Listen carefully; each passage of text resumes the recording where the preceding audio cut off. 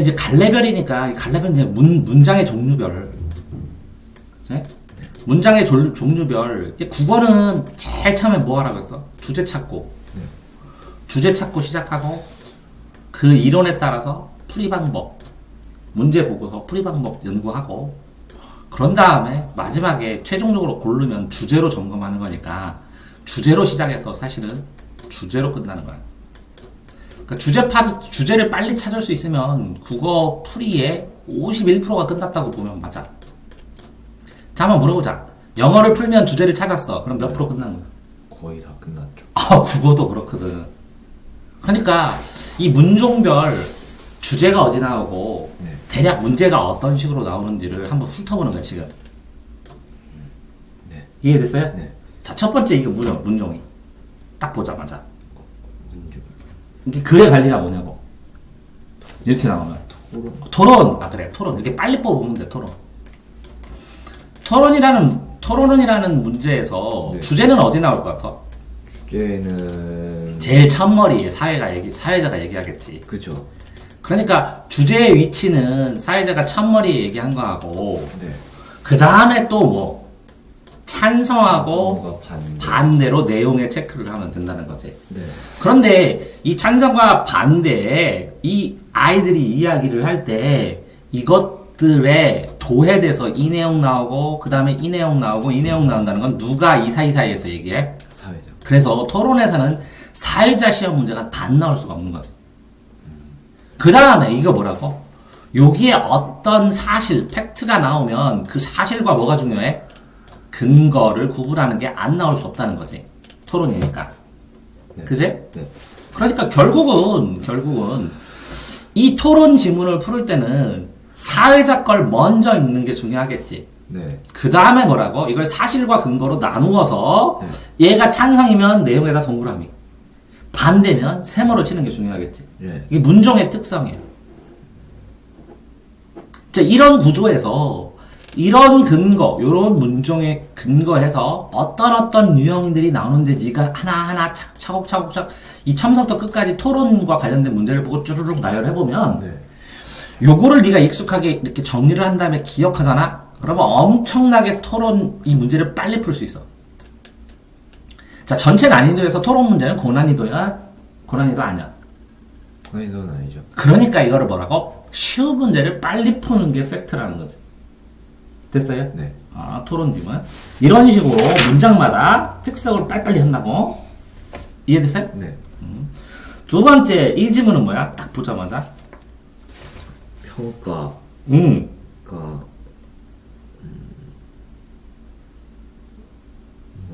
뭐라 해야 되죠? 아, 토론인데 평가라고. 네. 요거 중에 들어가는. 그럼 여기에 나와 있는 사실이나 근거 이런 거 문제지. 있는지 없는지. 네. 그러니까 이 사실 근거를 묻는 문제는 뭐라고 단어가 써 있는지, 어떤 형태로 써 있는지 이런 것들을 확인해 보라는 거야. 됐어요? 네. 두 번째 이거는 뭐냐? 인터뷰. 아, 인터뷰네. 그러면 인터뷰 문중에서 제일 중요한 건 뭐야? 질문. 질문하는 사람이 맞잖아. 그러면 질문하고 대답하는 사람이잖아. 네. 그리고 흐름을 누가 만들어? 질문하는 질문자가. 사람들. 그럼 사회자와 질문자는 유사한 역할을 하니까 질문자 거를 쭉 읽은 다음에 질문자를 쭈르륵 읽었어. 이렇게 사람마다 질문 내용을. 예. 이렇게 나누면 문단을 마치 끊어놓은 것 같은 효과가 있잖아. 네. 그럼 나중에 필요한 거에 따라서 이 질문 내용의 답변들을 찾으면 되잖아. 네. 이해됐어요? 네. 그러면 여기에서 이 질문자, 인터뷰는 주제가 어디 있겠어? 이거는 사회자가 초반에 얘기하고 질문 내용은. 질문 내용이요? 인터뷰는 어디에 있겠냐고, 주제가. 처음부터 주제를 넣어. 흩어져서 뭐에 대해서 질문하겠습니다. 전체 개별도 있겠지만 네. 제일 마지막에 있을 가능성이 있지. 그쵸. 임팩트 있게 마지막에 해주는. 네. 됐어요? 네. 그러면 이거 읽을 때 자, 그럼 주제 위치를 자꾸 왜 얘기하냐? 그 부분이 있을 때는 주의해서 읽어보라고. 네. 이해됐어요? 네. 또 이 다음에 이거 뭐 문제 날까? 이 질문을 어떤 식으로 해야 될까요? 그래야 효율적으로 해야 될까요? 네. 그런 다음에 이 질문을 하는 게 이 답변자나 듣는 사람들에게 뭐라고? 질문을 받는 사람 아니면 이 내용 보고서를 보는 사람이 이해하기 쉬울까요? 이것도 구분해서 나오겠지? 네. 그 문제가 이거라고. 질문은 어떻게 해야 할까요? 이렇게. 자, 문제가 왜 나오는지 쭈르륵 보는 거야. 네. 자, 다음 이거 봐봐. 이거는 뭐야? 주장하는 글. 글 쓰는 순서야. 순서. 글쓰기 순서. 네. 글쓰기 순서는 어떻게 돼요? 제일 처음에 어떤 주제는 주어지겠지. 주어지는 거 가지고 뭐를 해요? 메모를 하든지 어떤 거를 하든지 아이디어를 잡겠지. 네. 그 다음에 뭐 해요? 자료를 수집하겠지. 네. 그러니까 자료, 기억, 니은, 디귿 이런 게 나오죠. 네, 맞아요. 자료 수집한 다음에 초고를 작성하겠죠. 네. 초고 계획을 한 다음에 그걸 갖다 글을 쓰겠죠. 글 쓰죠. 글 쓴 다음에 그걸 첨삭하겠죠. 네. 그러니까 이런 문제의 순서가 나와요.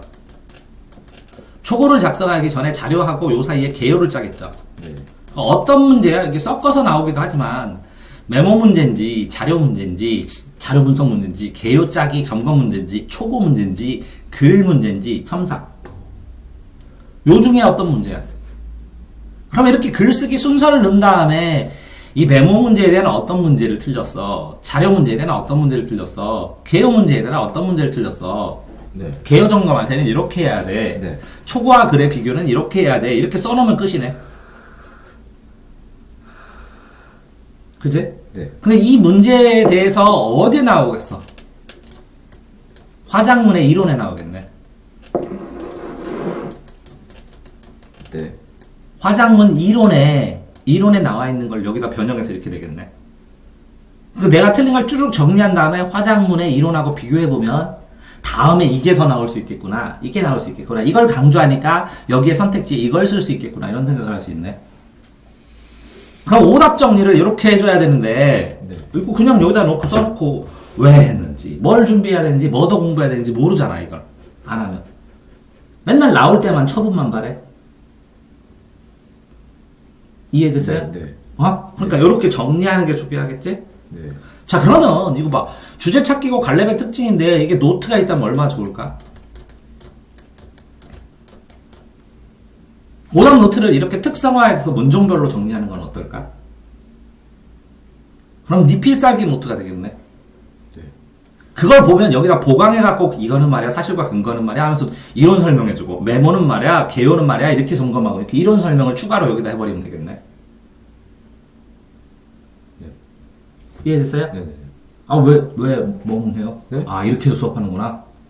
또, 다음 거. 이것도 뭐라고요? 장문성어. 이거 글 쓰는 거. 네. 그럼 이거는 뭐예요? 마지막에 추겨하는 거. 조건 첨삭. 그럼 여기 조건 첨삭에서 이 자료를 이렇게 개요를 짤 때 네. 이걸 활용했느냐, 안 됐느냐잖아요. 그죠? 네. 자료를, 개요를 만들 때 뭐가 필요하다고? 조건을 집어넣으라고, 조건. 아니면 뭐라고요? 초고에서 글을 쓸 때 조건을 가지고 점검하라고. 그럼 끝이죠? 네. 그 다음에 이거는 하나, 둘, 셋, 넷, 다섯 몇 개예요? 그냥 문법이죠? 네, 문법이죠. 근데 문법은 뭐가 있어야 돼? 기본 이론이. 기본 용어 자체는 알아야 된다는 거죠? 네. 그래서 문법 공부를 요번에 하면 서너 개를 더 먹겠지? 그죠. 한 등급이 올라갔죠. 자, 왜? 이거는 기본 용어를 알아야 되는데, 그러면 왜, 이거 무슨 문법도 틀리고, 시도 틀리고, 비문학도 틀리는데 왜 비문학을 일찍 안 해요? 이렇게 되면. 네.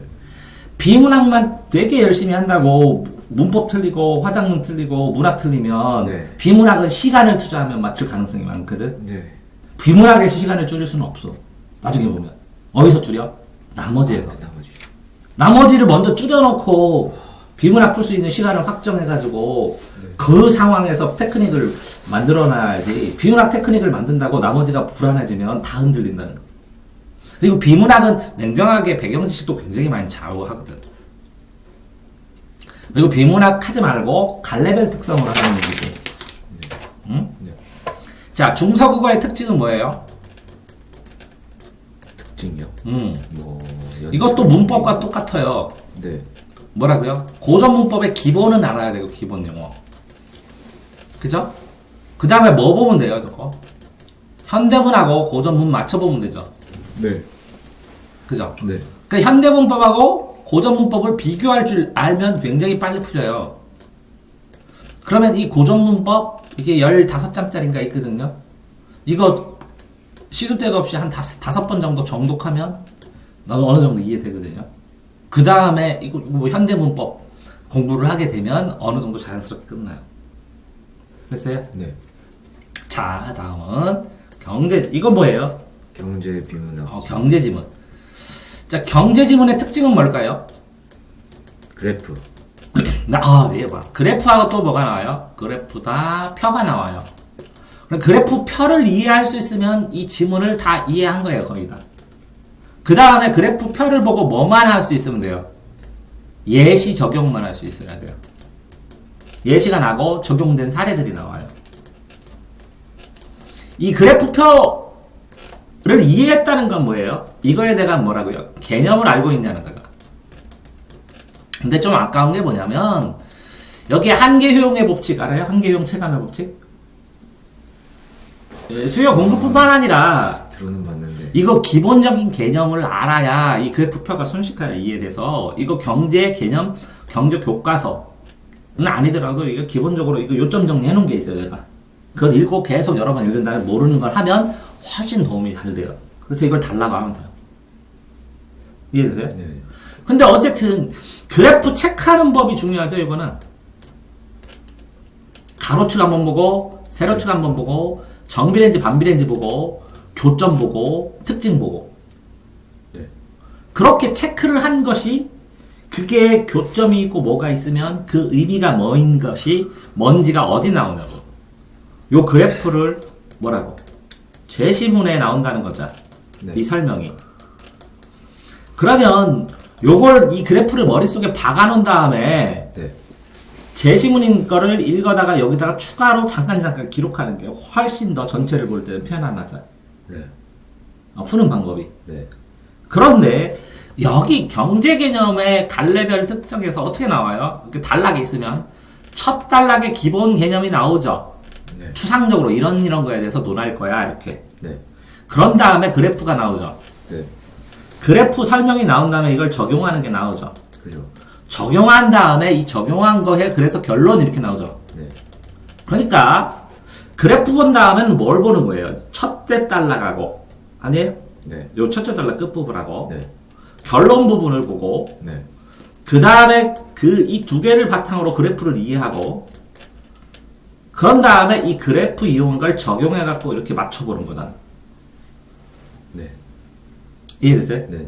그러니까 문제를 푸는 순서도 이 도식화 이게 뭐라고요? 도식화돼서 이 영어에서 제가 연습시켰죠. 이게 단락 나누면서 하라고. 네. 이게 4단락으로 나눈 것 뿐이야. 영어는 한 문장으로 나왔는데. 확장돼서. 네. 이해됐어요? 네. 자, 그렇게 되니까 이 문제는 뭐라고요? 가나다라 이렇게 나눠서 이렇게 이 단락 나눠진 거에 대한 하나하나에 대한 확인해서 읽기. 이건 그래프, 이걸 변형해서 잠깐 보기. 네. 이거는 뭐라고요? 다 부분에 특정돼서 문장에 적용하기.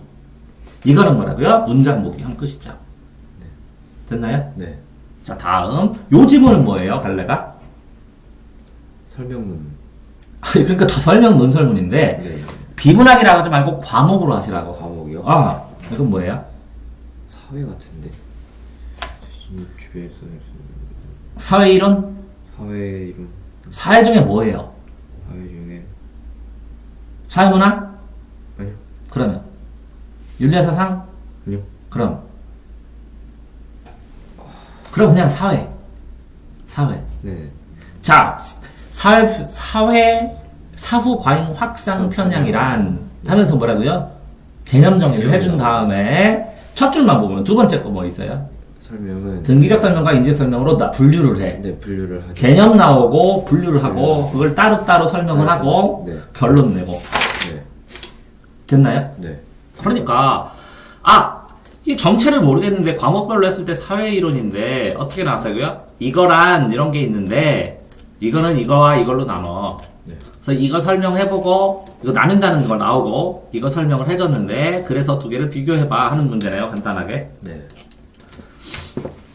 그래서 그런 구조를 가지고 푸는 문제라 이거죠. 그 구조를 효과적으로 표현하는 방법. 네. 그죠. 그 다음에 이거는 뭐라고요? 그 읽은 내용을 가지고 이해하는 거. 네. 이거는 그거 가지고 간단하게 두 개 비교하면서 적응하는 거. 그죠? 네. 그 다음에 요거는 적응하는 거. 네. 그러니까 실제적으로 어떤 지문이 나왔을 때 이런 갈래를 문학과 비문학으로 하지 말라고 그랬죠. 과목별로 하라 그랬죠. 네. 그랬을 때 이런 이런 글의 종류는 더 나아가서 이런 주제는 이런 식으로 글을 쓸 수밖에 없어 라는 게 정해져 있어요. 이런 테마는 이런 글 형태로 쓸 수밖에 없어. 왜? 이게 시험이에요. 가장 전형적인 정해진 형태의 글들을 보여주고 그 글들을 주제를 숨겨놨는데 그게 가장 익숙한 형태. 예? 나중에 글을 많이 읽고 대학교 졸업하고 보면 가장 공통된 형태의 예? 문장 형태나 상황으로 만들어주지 네. 특이한 걸로 내지 않는다니. 이건 문창과 시험이 아니라는 거죠. 네. 이해됐어요? 네. 자, 이거는 뭘까요? 온도 압력에 과목 딱 떠올려요. 일단 과학인데. 그럼 과학은 보통 글을 어떻게 써요? 보세요, 과학. 온도 압력에 대해 나왔다. 그럼 과학이다. 과학 교과서는 보통 어떻게 써요? 일단 설명을 하고. 어떤 사례를 설명하든지 네, 하고 네. 그 사례에 대한 이론을 설명하고 그 이론에 대한 현상의 문제점이나 개선 방향 같은 거 설명하면서 그래서 이거는 뭐다 하고 결론 맺어주네요. 네. 이해됐나요? 네. 자, 보시면 이 첫 단락 뭐 나왔어요? 온도에서 뭐뭐는 뭐뭐다. 네. 그거는 완성. 이렇게 된다. 그거를 이렇게 시켜서 나중에 보면 이렇게 결론이 이거다. 지구과학의 암석. 네. 그래서 지구가 암석이다. 이렇게 돼서 전체 보면 네. 이게 변성함이다. 뭐다. 이렇게 보면 이 표 나오면 다 나오네요. 네. 그러니까 실제적으로 과학 공부, 사탐 공부는 과학 공부는 어떻게 하라는 얘기예요? 표나 그림 중심으로 해라. 라는 게 여기 나와요. 표나 그림 중심. 표나 그림을 이해하면서 글과 일치하면서 했느냐. 라는 걸 확인하는 방법이잖아요. 네. 그러면 과학 지문에는 이런 식으로 내용과 일치하는 것은 그냥 있는 내용이죠. 네, 있는 내용이죠. 왜? 이걸 표현 방식이나 전개 방식으로 이게 글의 특성, 구조의 특성을 내기엔 너무 뻔하죠. 그러니까 못 낸 거죠.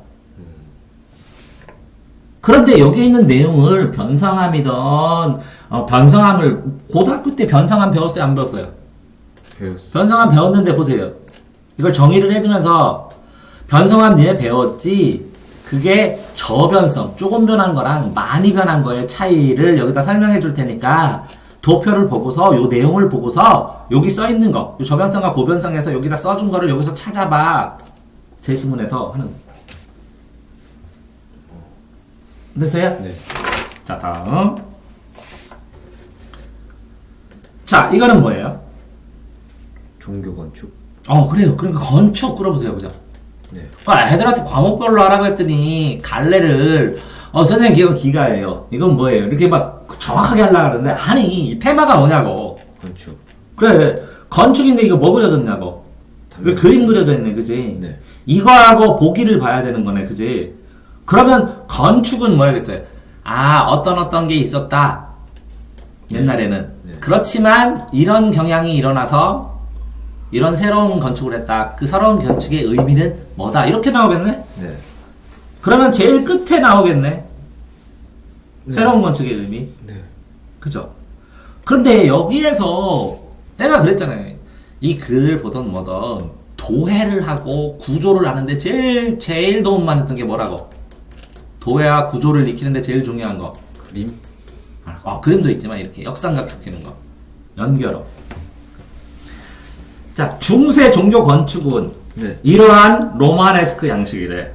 그런데 건물 내부에는 이렇게 해놨고 또한 이렇게 만들었어.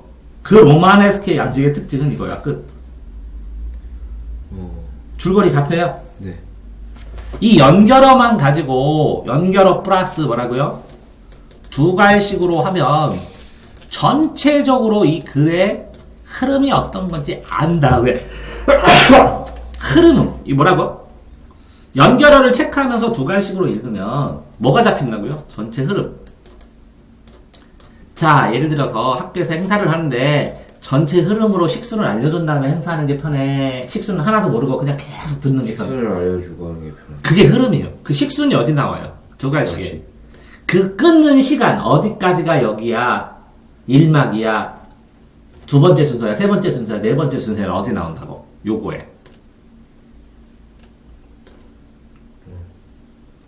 이렇게 봤으면, 네네네. 자, 이런 글은 어떤 문제가 나올까요? 아, 로마네스키 양식의 특징에 대해서 나오겠구나. 그래서 이거. 네. 그 기억은 달랑 물어보겠구나. 네. 그럼 이게 결론이 특이한 거잖아. 네. 그러니까 이 건축물의 특징에 대해서 적용하는 게 이게 나오겠구나. 그 다음에 단어 나오니까. 특별한 게 없네. 아니, 그러니까, 네. 정말로 이걸 지금 이 수업을 해주는 요지는 뭐냐면, 이 문장이 모여진 이 문장들이 모여서 단락이 되고, 단락이 모여서 글이 되는데, 어? 네. 이 글을 읽으면서 단락이라도 끊어지면 이 단락 안에 문장들이 모여있잖아. 네. 이 단락의 흐름을 보면서, 네. 아, 나라면 이런 글 주제는 어디다 숨기고 어떤 문제를 내겠다라는 생각을 하게 되면, 네. 글을 읽으면서 문제 자체를 예측할 수 있다는 거예요. 이런 글 종류들은 어떤 문제들이 나온다고? 그러면 어떻게 푼다고? 이런 글에서 나는 이런 문제를 내겠다고, 나는 출제자는. 네. 그러니까 나는 이렇게 풀겠다고. 이게 노하우가 돼야 빨라지는 거라는 거지. 근데 생각 없이 계속 글 풀면 이게 왜 이런 문제를 냈을까? 다른 문제도 아니고, 하필이면 왜 일치 냈을까? 활치는 왜 설명 냈고, 하필이면 왜 이끌어내는 반응을 냈을까? 글 종류마다. 왜? 이게 주관식이요? 아니요. 아니, 객관식이요. 있는 것만 풀면 되는데, 왜 이런 식으로 객관식 냈냐고. 왜 이렇게 냈으니까, 합력을 이렇게 팔 수밖에 없고, 그러니까 나는 이렇게 푼다고. 객관식 문제를 주관식도 아니고 객관식 내는 이거밖에 낼 수 없다고, 이런 문장에서는 이런 생각을 해봐야 되는데 그냥 풀 때마다 풀면 어떡하냐는 거죠. 그죠? 네. 자, 다음 거는 뭐예요? 딱 소설. 소설대. 소설 아니에요? 맞아요. 왜? 줄거리 나오니까 소설. 네. 왜?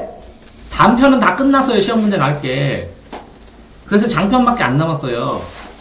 수능 낼 게. 네. 그러니까 장편 내야 되니까 낼 수 있는 방법은 줄거리를 줄 수밖에 없어요. 네. 그러니까 줄거리에서 6카운칙을 뽑으라 그랬잖아요. 네. 왜? 장편이니까 이거 나오고 줄거리 나오고 이렇게 내용 나왔는데 요것만 알면 소설 내용 다 아는 거잖아. 그걸 아는 걸 바탕으로 요 부분 특정해서 시험 문제 내겠다 이렇게 나오는 거지. 아니에요? 네. 어? 그러면 이 소설을 하면 이 장편인데 소설 제일 중요한 건 뭐예요? 소설 주제를 보면 죽음은 인사배잖아. 네. 주제 구성 문체 인물 사건 배경. 네. 그러니까 문체는 못 나와. 아? 이거 수필에서 많이 나니까. 네. 주제도 인간 똑바로 살아라 이거야 거의 다. 그러니까 구성밖에 안 나와. 그러니까 구성에서는 뭐야? 인물. 여기 인물. 어떤 사건? 어? 어떤 사건? 어떤 배경에서? 그러니까 인물, 사건, 배경 이거밖에 안 나와. 그러면 인물, 사건, 배경이라고 그래봐. 인물 뭐라고? 사건, 배경. 6컨축을 해봐. 이건 뭐야? 언제, 어디서, 그지? 무엇을, 누가, 어떻게. 네. 왜? 하면 끝이네. 6컨축 하면 다 정리된 거잖아. 네. 그러니까 이 문제가, 소설이 문제가 나오면 제일 처음에 인물 나오지. 네. 그 다음에 이거 뭐야? 특정 사건 나오겠지. 네. 그 다음에 이거는 뭐라고? 아, 사건의 배경, 소재, 구성 특징, 표현 방법. 네. 이렇게 정해져 있네. 그러니까 소설을 읽는 방법은 글 문종의 특성상 뭐만 보면 된다고. 어떤 인물이 어떤 배경 하에서 단락을 끊어주는 거지. 이렇게 소설이 길게 나오면 여기 줄거리 있으니까 읽고 여기랑 시간 공간 바뀌었으면 바꿔주고 인물 바뀌었으면 인물 사건 배경이 바뀌면 끊어주면 돼. 네. 이렇게 네 가지 사건의 흐름. 왜? 소설은 서사기 때문에 네. 시간 경과에 따라서 사건이 변해. 그러니까 이렇게 화살표로 써주잖아. 여기에서 이렇게 간다고. 네. 그것만 하면 돼. 어떤 인물이 어떤 시간 공간에서 네. 어떤 일이 있었냐고. 네. 이것만 하면 소설은 다 풀려. 그런데 항상 인물 문제 하나 나오고 사건 문제 나오고 배경이나 소재 배경이나 글 특징 하나 나오고 단어 하나 나오고 끝. 맞아요. 그러니까 이거를 어떤 식으로 그러면 맞아요. 너는 그랬잖아. 인물 사건 배경. 그럼 어떤 식으로 읽어야 되는지 네가 자꾸 정교해야 해야 될 거 아니야. 특히 인물 문제에 나오는 특성은 어떻게 나와? 사건 물어볼 때는 어떤 식으로 적용시켜? 이게 유형 아니야, 유형?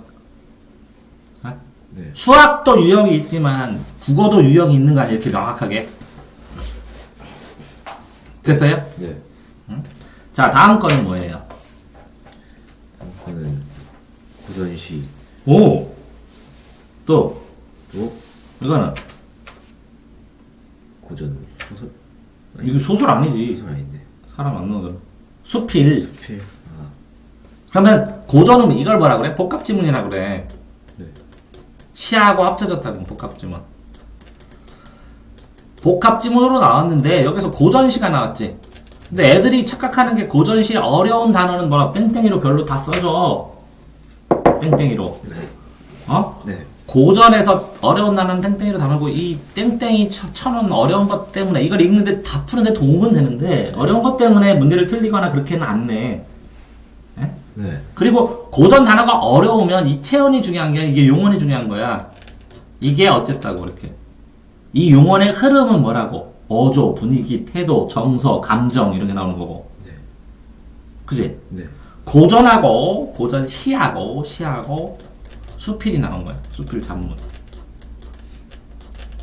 그러면 이 두 개의 주제의 공통점, 소재의 공통점, 주제의 공통점, 소재의 공통점, 뭐 서술하니까 분위기의 공통점, 네. 처지의 공통점 이런 거 보면 되는 거야. 네. 그렇게밖에 안 나와요. 자, 그러면 이건 뭐 나온 거야? 1번은 또 공통점 나오잖아. 좀 네. 이 공통점 보면서 아닌 걸 삭제하면서 푸는 거고, A, B에서 내용 파악하는 거고, 네. 이거는 뭐야? 감사이니까 전체 주제로 내용, 흐름. 네. 이거는 뭐야? 그거 그냥 한번 적용해 보는 거. 네.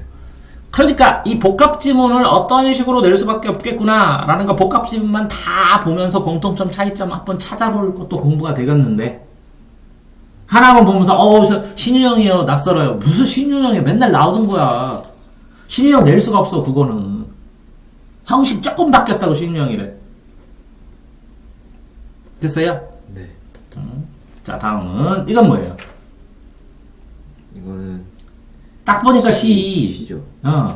시를 하는데 애들이 시 되게 못 푸는 애들도 있었어.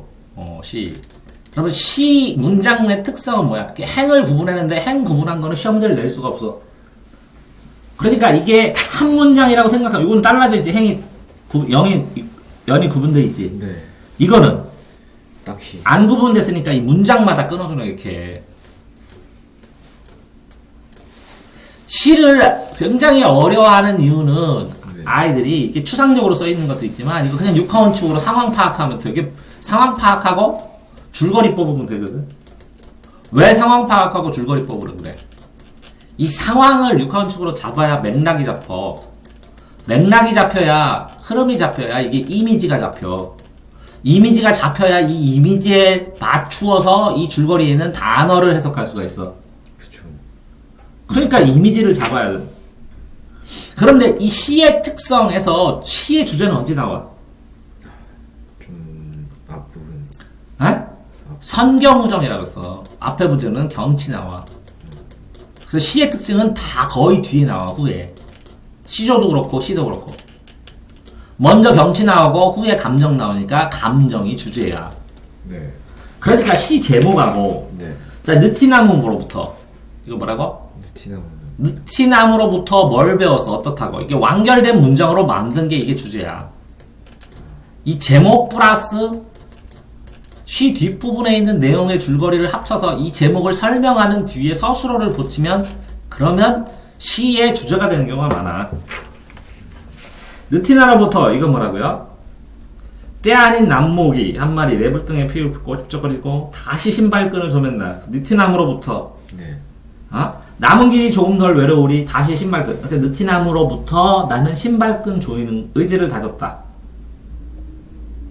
네. 자, 이 앞에 끝부분 봐. 자유를 꿈꾸지 않으면 하자면 좋겠다. 신발끈 샀지? 이 위에 가봐. 내 생을 보여주지. 네. 어디로 걸어가라 물어보지. 네. 그러니까 걸어와서 못하지. 그러니까 이렇게 저기 가다가 능티나무 밑에서 신발끈 꽉 조였나 보네. 그것이요.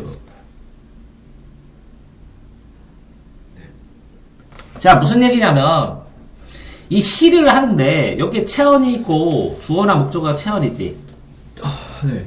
용언이 있어. 이게 한년을 구성해. 그 용언들 서술어는 다 일관되게 정리돼. 근데 이게 사랑, 이게 외면, 사랑이잖아? 그럼 이게 답이요. 이거 문제로 꼭 나와. 여기 반전이 있는 거고. 이 서술어의 흐름이 그렇게 중요해. 그러니까 뭐라고? 느티나무로부터 느티나무 있는 데서 신발끈을 조이고 각오를 한다. 네. 라고 하면서 단락을 끊어서 서술어의 흐름을 쭉 보고 요거랑 요거 맞히잖아? 네. 그러면 주제가 뽑혀져. 주제 뽑히면서 이 주제에다가 육하원칙으로 보강을 하는 것 뿐이야. 누가 그렇게 했냐? 느티나무에 있었냐? 네. 언제 있었냐? 어디서 있었냐? 왜 그랬냐? 이렇게 하면서 육하원칙으로 보강만 하면 시의 줄거리가 잡혀. 그러면 시의 표현 방법은 항상 나왔고, 네. 이거는 낭송할 때 1년, 2년, 3년의 상황 맥락을 물어보는 거고, 네. 이거는 그거에서 A, B, C, D를 붙여가지고 그거에다가 구절의 의미를 상황 속에서 파악해보라는 거잖아. 네. 됐어요? 네. 근데 이것도 뭐라고? 전체 주제를 안 잡으면, 네. 전체 줄거리 주제를 안 잡으면 굉장히 찾기가 힘들다고. 왜? 맥락 속에서 딱 잡히는 게 아니니까. 됐어요? 네. 자, 이거는 뭘까요? 딱 보면. 소설. 오, 어떻게 알아요, 금방? 줄거리. 그렇지. 이제부터 됐어. 그럼 뭐부터 읽어야 돼요? 줄거리부터 읽으셔야 돼. 줄거리를 읽으면서 이걸 대략적으로, 이게 형식 단락이잖아요, 이것도. 소설도 형식 단락이 있어요, 없어요? 있어요. 형식 단락 첫 부분에 보면 사람이 바뀌었는지, 날씨가 바뀌었는지, 네. 장소가 바뀌었는지 어느 외측이 나니까 소설도 두 갈식으로 읽는데 도움이 돼요. 왜? 여기서부터 여기까지는 하나예요, 하나. 네. 누가 말했다 이렇게 끊어놓으면 돼요. 이해했어요? 그래서 쭉쭉쭉쭉 읽어본 다음에 이거에 맞춰서 다시 찾아서 읽어도 되는데 이건 뭐예요? 소설 글의 전체 갈래별 특성들, 이론들. 이거는 뭐예요? 주인공, 인물. 이거는 뭐예요? 인물. 이거는 뭐예요?